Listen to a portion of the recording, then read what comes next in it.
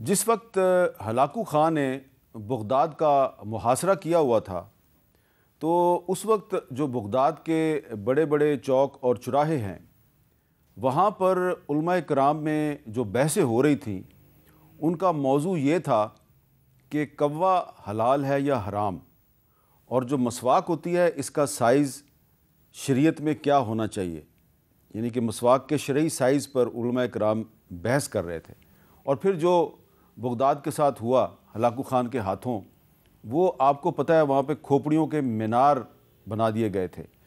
تو یہ میں نے آپ کو مثال اس لیے سنائی ہے کہ جب کوئی قوم فکری زوال کا شکار ہوتی ہے تو اس میں تنگ نظری آ جاتی ہے اور وہاں پہ فضول بحث مباحثے شروع ہو جاتے ہیں۔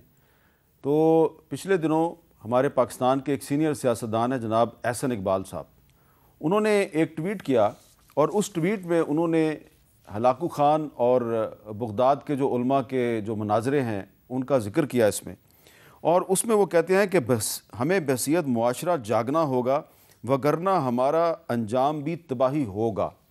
تو یہ ٹویٹ پڑھنے کے بعد سے میں اس سوال پہ غور کر رہا ہوں کہ کیا واقعی ہم فکری اور سیاسی تنگ نظری اور زوال کا شکار ہو چکے ہیں؟ تو آج ہم پاکستان کی سیاست پہ بات کریں گے، لیکن یہ جو احسن اقبال صاحب نے جو مثال دی ہے ہلاکو خان کی، میں آج اپنی گفتگو کا آغاز یہاں سے کروں گا، اور اس کے لیے میں نے آج خاص طور پہ زحمت دی ہے احسن اقبال صاحب کو۔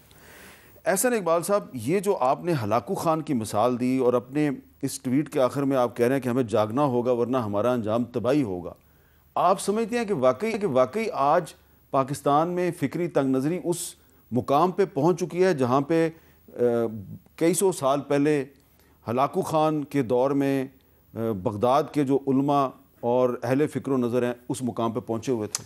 شکریہ عامر میر صاحب، سب سے پہلے تو میں آپ کا شکریہ ادا کروں گا کہ اس موضوع پہ آپ نے مجھے دعوت دی اور کچھ کہنے کا موقع دیا۔ دیکھیے، آپ جو بات کہہ رہے ہیں اس کی جیتی جاگتی مثال میں آپ کے سامنے خود بیٹھا ہوں۔ میرے پیٹ میں وہ گولی ہے جو ایک نفرت کی بنا پہ مجھے ماری گئی، اور وہ نفرت جو ایک نوجوان کے میرا تو اس سے کوئی لینا دینا نہیں تھا، اس کے ذہن میں سوشل میڈیا کے ذریعے اور میسیجنگ کے ذریعے بھری گئی کہ نعوذ باللہ جیسے ہم کوئی ناموس رسالت صلی اللہ علیہ وسلم کے منکر ہیں، اور اس نوجوان نے سمجھا کہ وہ غازی علم دین شہید بن جائے گا اگر وہ میری جان لے لے گا۔ تو میرے لیے یہ موضوع بڑا پرسنل ہے کہ ہم اس وقت جو معاشرے کے اندر نفرت انگیزی پھیلا رہے ہیں اور جو ہمارے ہاں عدم برداشت جس سطح پہ پہنچ گئی ہے، آپ نے ایک نہیں کئی مناظر دیکھے ہیں۔ دیکھیے سیالکوٹ میں کیا ہوا۔ سیالکوٹ میں ایک ایسا منظر ہمیں دیکھنے کو ملا جس میں ایک سری لنکا کے شہری کو جس طرح موب نے لنچ کیا، اس کو مارا، اس کی ناش کو گھسیٹا، ہمیں ساری دنیا کے سامنے معافی مانگنی پڑی، معذرتیں کرنی پڑیں۔ جڑاں کے اندر کیا ہوا کہ جس طرح سے موبز نے جا کے وہاں پہ گرجوں کو جلایا اور جو کچھ کیا، اس کے بعد ہم اپنے مسیحی بھائیوں سے بھی معافیاں مانگ رہے تھے اور پوری دنیا میں بھی وضاحتیں دے رہے تھے۔ یہ ایک نہیں کئی واقعات ہیں۔ اسی طرح جو اچھرے میں جس کے اوپر میں نے یہ ٹویٹ کی، یہ تو اللہ تعالیٰ نے کرم کیا، ایک بہادر پولیس آفیسر نے ہمت کی اور اس خاتون کو ریسکیو کیا، ورنہ ایک ایسا… لیکن اس بہادر پولیس آفیسر کے وہاں پہ آنے سے پہلے وہاں پہ ایک کرسچن دکاندار تھے جس نے اس خاتون کو اپنی دکان میں پناہ دی۔ جی بالکل، میں سمجھتا ہوں وہ بھی قابل تعریف ہے اس کا عمل کہ ایک خاتون نے ایک لباس پہنا ہے کہ جو مشرق وسطیٰ میں تو ایک عام برانڈ کے طور پہ چل رہا ہے، اور ہم لوگوں نے صرف چونکہ عربی میں کوئی بات لکھی ہوئی ہے تو اس کو سمجھا کہ قرآن مجید کی آیت ہے اور ہم اس خاتون کی جان لینے کے در پہ ہو گئے۔ یہ جو تنگ نظری ہے، قرآن بھی کہتا ہے کہ جب تمہارے تک کوئی اطلاع پہنچے اس کی پہلے تحقیق کر لیا کرو، بلا تحقیق چیزوں کو نہ کرو۔ اور میں آپ کو یہ کہوں گا کہ دیکھیے، یہ اس لیے ضروری ہے کہ آج ہر قوم اور ہر تہذیب ایک ایگزسٹنشل تھریٹ سے گزر رہی ہے، چونکہ دنیا تیزی کے ساتھ بدل رہی ہے۔ میں آپ کو کتنی مثالیں دوں۔ مثال کے طور پہ تسخیر کائنات ہے، یہ کس کو حکم دیا ہے قرآن مجید میں؟ سخر لکم الشمس والقمر، کہ تمہارے لیے سورج اور چاند تسخیر کیے۔ مجھے بتائیے کون سا اسلامی ملک ہے جو تسخیر کائنات کی دوڑ میں ابھی پرائمری قاعدے پر بھی پہنچا ہو؟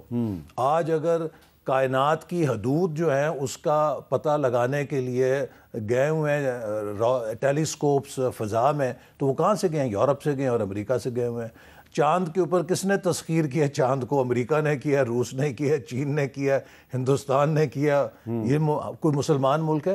ہم یہ بات بھول گئے ہیں کہ ہمارے دیکھیں اصل میں یہ سارا جو مسئلہ پیدا ہو رہا ہے یہ اس لیے کہ ہم نے اپنے دین کی اصل تعلیم بھلا دی۔ قرآن میں اللہ تعالیٰ نے جہاں کہا کہ میں خدا ہوں، کسی حکم سے نہیں کہا، نشانیاں دکھائیں کہ تم سمندر سے اٹھتے بخارات نہیں دیکھتے، بخارات سے بنتے بادل نہیں دیکھتے، بادلوں سے برستا می نہیں دیکھتے، چاند ستارے نہیں دیکھتے، ستاروں کا تیرنا نہیں دیکھتے۔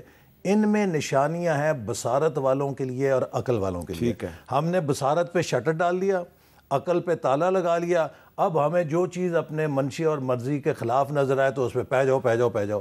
تو یہ رویہ ہمیں میرا خیال ہے علماء کو آگے آنا پڑے گا اور ایک نشت ثانیہ کی ضرورت ہے فکری سطح کے اوپر۔ لیکن میرا خیال ہے کہ جو سیاستدان ہیں ان کو بھی تھوڑا سا اپنی سوچ میں وسعت پیدا کرنی ہوگی۔